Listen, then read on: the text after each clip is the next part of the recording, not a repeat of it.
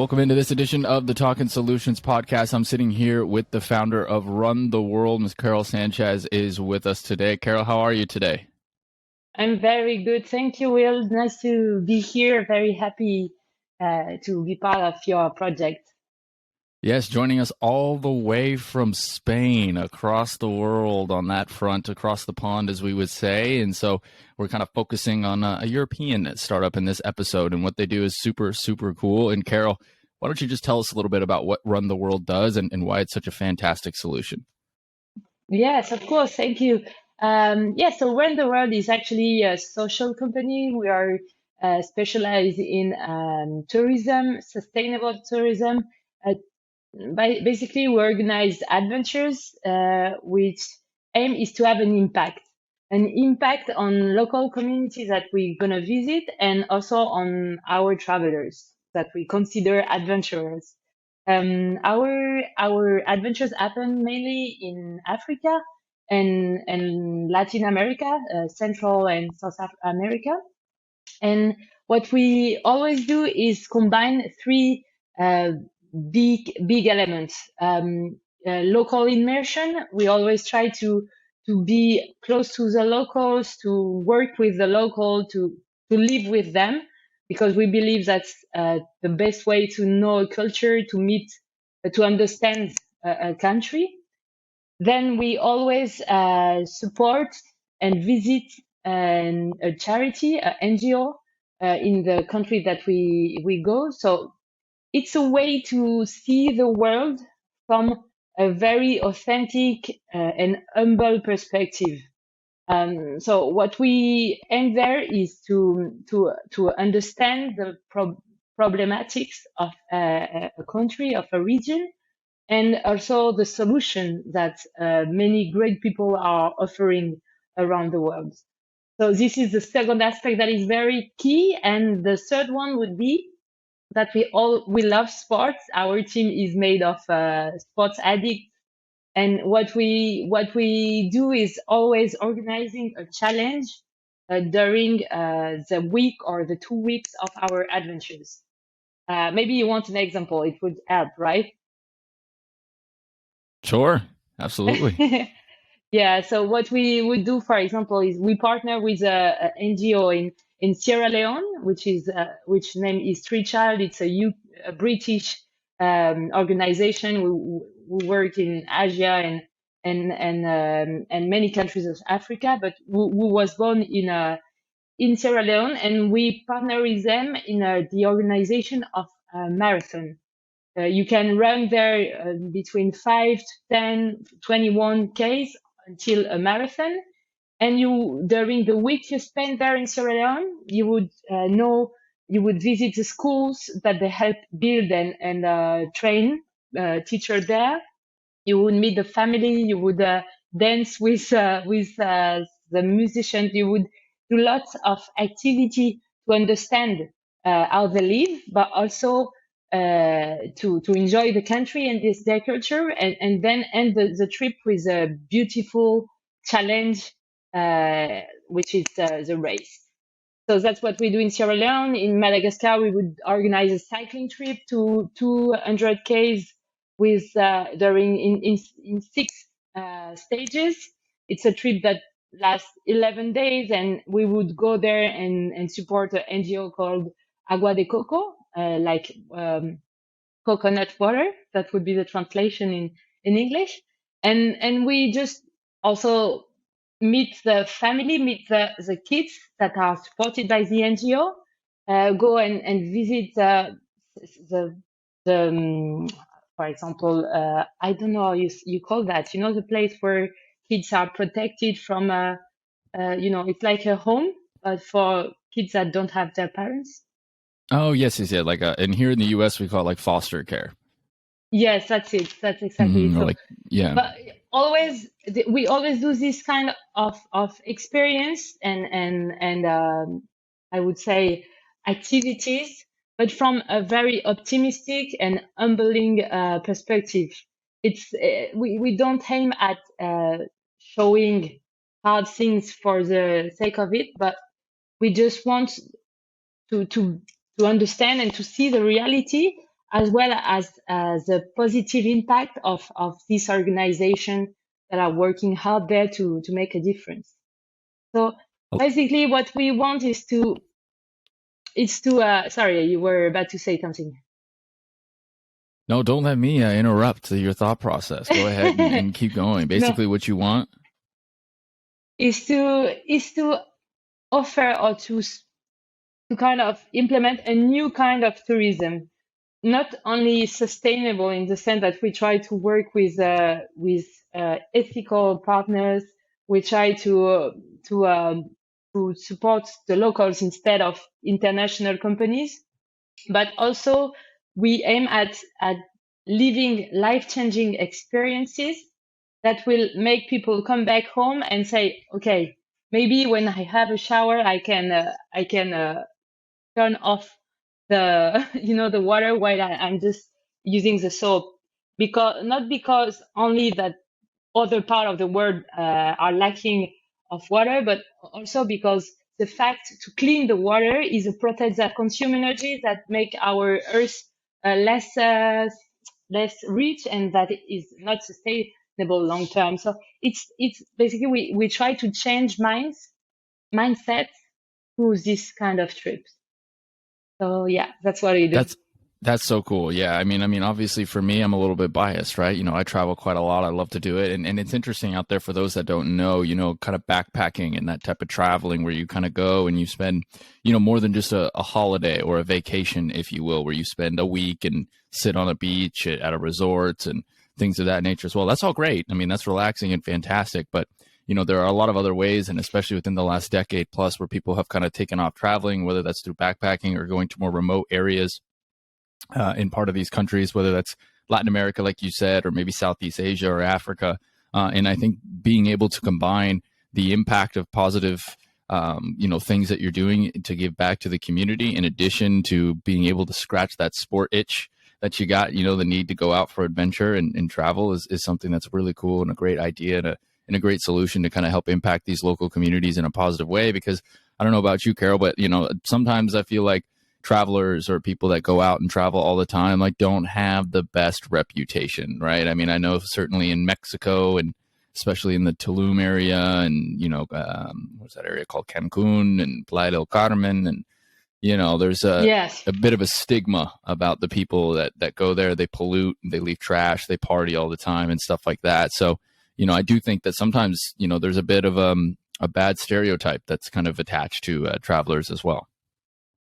Yes, absolutely. Actually, you know what? I had this conversation with this amazing lady. She was actually from Ecuador, but she used to live many years in the US. She was a teacher in the US, like she's got a PhD in Latino American culture. And she was back to her home country, and she created this amazing project, and we were chatting about partnering and organizing something around there. And she told me, you know what, we don't want to have tourists here. We want to have travelers. And that was the difference, the one that you just mentioned, the mass tourism, the partying, and which is fine if you really like it. But I think that you can do that at home, and there are so many things to discover, to enjoy, and to do to make it, to leave it a better place when you go to some more humble countries, uh, that I think it's worth the pain to experience it at least once and see what you feel like, what it feels like. Yeah, absolutely. I mean, because it is such a different experience, right? Like you said, you can just kind of party at home. And again, if you want to go out and you're traveling, I mean, it's fine to have some drinks. That's totally fine. Where the problem comes into play is, when you have these massive parties on a beach, or I have not experienced this, so I could be wrong. So don't take it, verbatim. But the full moon party in Thailand, it's just like a giant party, and trash can get left places, and not exactly in the most pristine condition. That can cause problems for the locals. And that kind of leads me to my next question that I'd be curious to hear your answer to, Carole, because obviously, what you all are doing is fantastic. You're going to these kind of remote areas, and then you're working within these NGOs, and you're working within the local communities to kind of give back and show your appreciation for allowing you to kind of travel and experience that area as well. What do some of the locals say about kind of people that travel and backpackers or travelers or tourists or whatever that be? Like, what is kind of their thought process on it, and what do they kind of think when you all come down there? And then, of course, what their maybe general view of travelers are. Okay, that's a great question. It depends a lot of the country and I mean the level of tourism that are reaching this country. Most of our destination in Africa are, I mean, people are so kind and welcoming. We just basically we look funny to them, a bit fun. We know, with our sports, our outfit, like sometimes coming with, the helmet for when you're doing a cycle tour. And we are different physically. So for normally kids are laughing while while you are getting close to them, but most of the people we meet are so happy to have us there. The, Also, I have to say that I think that our community and people who sign up for that kind of trip are normally open-minded, very respectful. It's not always the case, but most of the time it is. And, they just want to share. They don't get there from a paternalist or patronizing, place. So it's always very, very beautiful, the connection. And, all of our travelers told me in the past that the trip they did with us, the adventure, was the most important trip in their life. Not the most comfortable, I think, but the most important, because they really connected with themselves, with nature, with people. So I think that it's an important part, the fact that you get to really connect with the locals.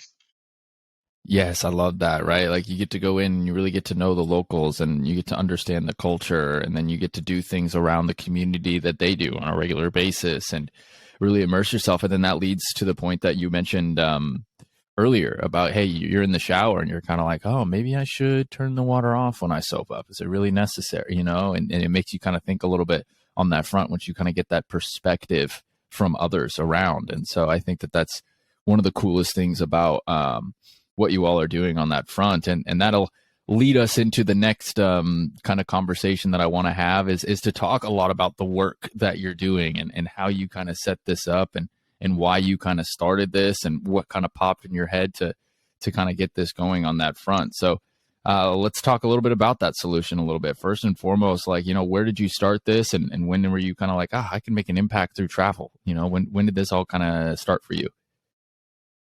Yeah. Yeah, so I'm like a bit like you. I love exploring the world. I'm passionate about other cultures, and it has always been something uh, inside of me. The will to be close to people that are different to me. So that I think that was like the base of the idea. And then I did this. I'm sure you've heard about it, and it's called the Camino de Santiago, the St. James Way in north of Spain, which is a kind of pilgrimage that you can do for religious reason, for sport reason, just because you just experience a loss. But it's a beautiful experience. 30-day walking from 30 kilometers walk every day. And it's a combination of meeting people from all over the world, traveling, doing sport, exercising, and growing, like developing personally. And this trip was really life-changing to me because I realized the power of sport, the power of travel.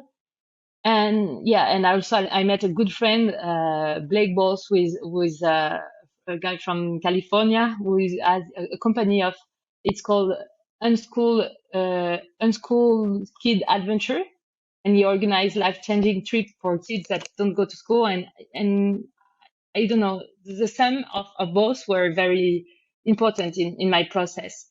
But I would say that maybe I come from a business background. I'm from France, but I lived in Spain for many years, and I study business and management, sales, everything about that. But I had a hard time when I was 28. I had a breakup, and I left my company and everything, and I traveled to Brazil and did this volunteering in a small educational center in a favela in Rio de Janeiro. And the first day I arrived, I had all these kids coming around me to say hi and hugging me, like 10, 15 kids, just very, very, how can I say that, very kind and very welcoming too. And the emotions that came out from this were so strong that I realized that when you're volunteering or when you're doing something that you think that will help all others, it just help you. Somehow it feeds your ego, I bet. But if you go a bit further, it's far deeper. You can get so much from that, and that's more or less the sum of passion for sport, traveling, this volunteering experience that was so life-changing to me that made Run the World born, that created the idea of Run the World. Yes, it created the possibility of Run the World, and now is enlightening the minds of so many different travelers who are going on their most important trips, as they say, and which is awesome and super, super cool. And so, Carole, on that front, let's hear a little bit about like the mission driven purpose of it, because I know that for you, that's really important, that you're creating a positive impact. I know that you all work with NGOs and you look for organizations to partner with. You focus a lot on the UN sustainability goals and trying to work with that. And, you do things to kind of offset the carbon footprint of all the travel and stuff as well. So I think that that's really cool. So if you want to just, I guess, share maybe some of the organizations that you work with and how you maybe get in touch with these organizations and say, hey, look, we want to come down and work with you for a little while. I think that would be really cool to share. Yes, of course. That's a very important part, actually. That's the center. We want to have a significant impact. We want to make a difference, a real one. And that's why we choose NGOs that are medium-sized, small to medium-sized, but that are registered, audited, and that are supported by public administration. We want them to be solid because we want them to have a long-term impact. So that's the first thing. We mainly work in, as I told you, in South country, which are the new name of former developing countries, and most of them have to still fight to get to this sustainable development goals. The most basic one, like fighting against hunger, education, quality education, gender equality. These are three of the most important goals for us, or basic health also is very important, because I think that's the needs that we found in these countries. And also we are, for example, going to Costa Rica, where we're doing lots of environmental stuff, for example, around coral restoration. So it's more or less all around basic needs in Africa and in Latin America, education and also environmental causes. Normally, all these organizations do projects around many subjects, but that's the focus of their actions. And how we get in touch with them. So basically, I used to work in an NGO myself, in a charity in Spain, Hospital Clown, using theater to to improve your emotions. And it's a small world, you get to know lots of people, and I think that my network got very, lots of altruistic and altruistic people and people working in that field. So that's how we got in touch with them at first. Then sometimes this organization reach out to us when they discover us in Instagram, or by any channels. And what they search mainly is this kind of organization that are not the big one, like the Red Cross or UNICEF, or they do the first difference is that they do direct help, basically they work on the projects themselves. They don't give money to other organizations that would do the project. And the lack of visibility. They don't have budget for advertising, for massive communication. So they need some people to raise their voice for them, to support them. So they want visibility and fundings, obviously very important for them to continue their actions. So what we do with them is that we normally incorporate in our travel packs, a part of donation for them. There's always a percentage of it that goes to the NGO. The second thing is that we encourage our travelers, our adventurers, to create fundraising pages like crowdfunding to raise money for the project they're going to visit there. So, lots of us, when we are asked to participate in a charity, to support a charity, the biggest problem we have is that we don't know where the money is going to go. We don't know exactly what's going to happen with it and where it's going to go. So this is a way to not only see what's going to happen, but really also sometimes choose which project you're going to support with your money. So that's what we do. And you also asked about the carbon footprint. This is something that we are still working on. We always try to make the right choices in terms of if merchandising, of places where we go to eat. We try to always search the most sustainable place available. Sometimes it's not perfect. For example, in Sierra Leone, we don't find water that is not in plastic bags, not even bottles, but small bags. And for the footprint, we support our travelers to use, this calculating, how you say that, to know what their footprint will be and to compensate it. We do it for our that carbon footprint calculator that you kind of get as well. Right? Exactly. We do it for our staff, and we invite our customer to do the same. We try to make them conscious around that. Awesome. Yeah, that's so cool to kind of make them aware. I mean, you're never going to be perfect, right? I mean, quite literally, almost everything we do is some type of emission. But I think the goal and the key is doing your best to be cognizant and aware of all the emissions that you're doing, and then actively working to reduce them. So I think that's really cool that you all are doing that on that front, whether that's, hey, calculate your carbon footprint, or hey, maybe get one of those filtered water bottles, right? Where you can kind of get the water in and then it filters the water for you down. I mean, those things are pretty cool. I used to take those into the mountains and stuff when I was camping and just go into the river and boom. Yes. Yeah. Yes, so, I know what you mean. We provided these kind of bottles for one trip, but the problem is that you don't get to find fountains or current waters in some places. Yeah, that's a good point. So and especially, for example, in Madagascar, there are some places where there's absolutely no water for the village, so you don't get to have yours. You need to buy it in another one. So so scratch that idea. I guess that's privilege of location then.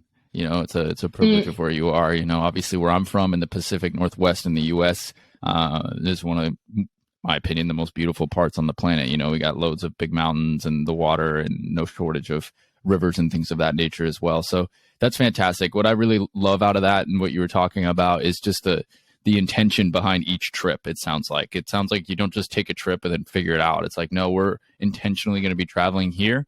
And then what we're going to be doing is these are some NGOs that you can participate in and you can donate with. Hey, let's open a crowdfunding page or whatever that might be. Tell your friends, see if that they can contribute to this organization, and let's go down there, have some fun in sport, maybe run a marathon, do a long cycle trip, and then also spend some time getting to know the people and contributing to their local community and doing some things to be a bit more impactful on that front as well. So I think that's fantastic there. On that front of what you all do. How long out? I mean, how long does it take to plan these things? When's the next trip? Or, well, we'll talk about the next trip later. But when, how long out do you plan these, and how often do you try to go? Okay, so we started the company in 2018. Then COVID hit everybody, and us especially, I believe all the tourism industry. And so since the end of 2021, we did three trips. We went to Costa Rica, then we went to Senegal, and more recently to Sierra Leone. And we're going back to Costa Rica and Madagascar by the end of the year. But sorry, we're going to speak about that later. But honestly, to design a trip, it's the most fun part. It doesn't take so long. The difficulty is to create a trustful relationship with our partners. There are huge cultural gaps between the country where we're going and where our customer and ourselves live.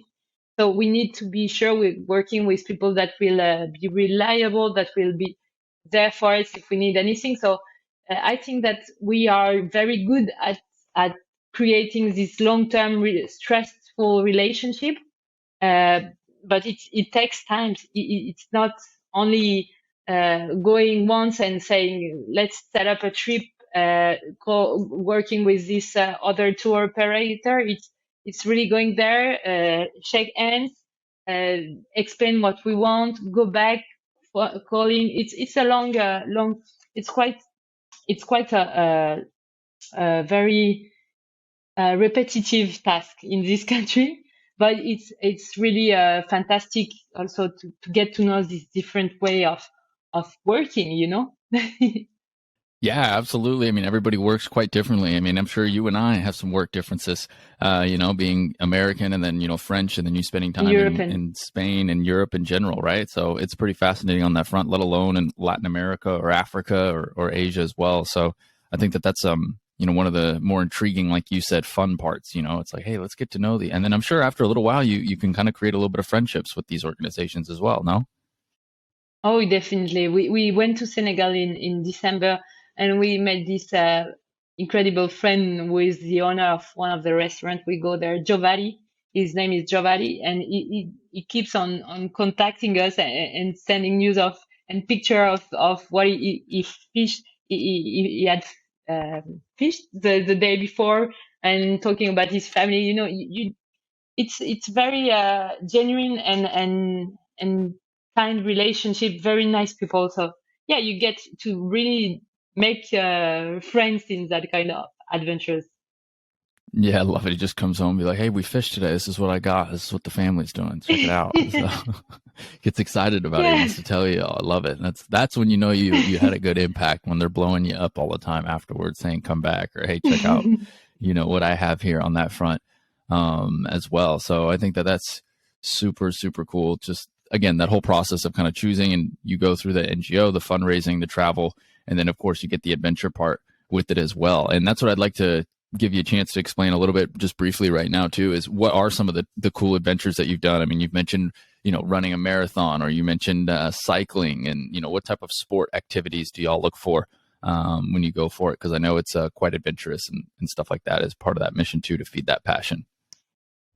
Yeah, so basically personally, I love every sport. So I would do a sport of a trip about any activity in the world. And honestly, lots of our travelers, they are like 4x4. They can do any kind of thing. They just like active trip. They want, we went to Costa Rica. It's a trip about mindfulness and yoga and coral restoration, as I told you before, and other projects around ocean conservation. And we thought that it would be like a calmer group, people more chilled who would like to be like more, enjoying time and no, every day they would want to go for a run. They would sign up for surf lessons. They would wanted to go for a dive, walks, treks every day. So we do either multi-activity or cycling and running for now. But I won't promise it would be the only the only sports that we'll ever do. Hopefully, sometimes we do something around windsurf or I don't know, anything that we like and discover around there.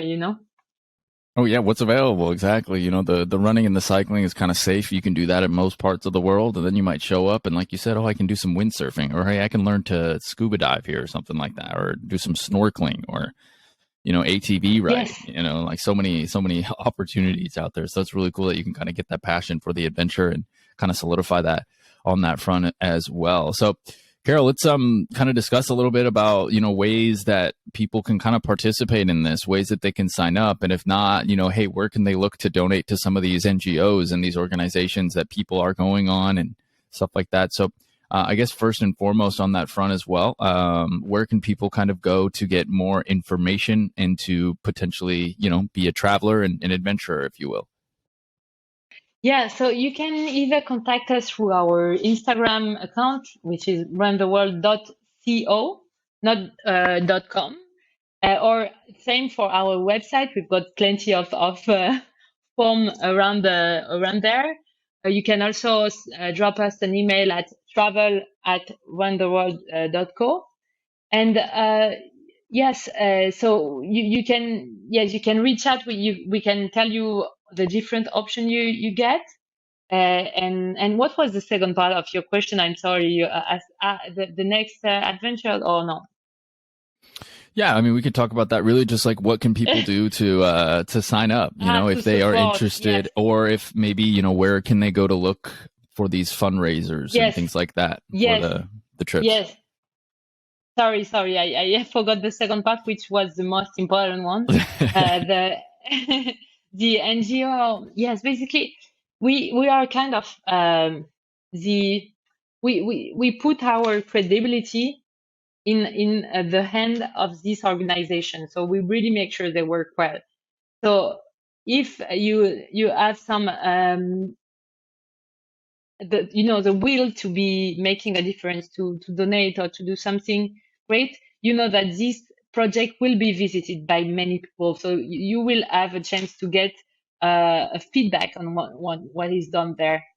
So if you want to know more about our partnering organization, you can just check in every page, every trip page in the website. You've got a presentation of who is the NGO, what they work in, and everything. We got plenty of interviews of our partners in our Instagram IGTV, and yes, that's more or less it. You can do a donation directly to them, or just contact us and we will always connect you to them. We really make like transparency as it's at the center, it's core for our business.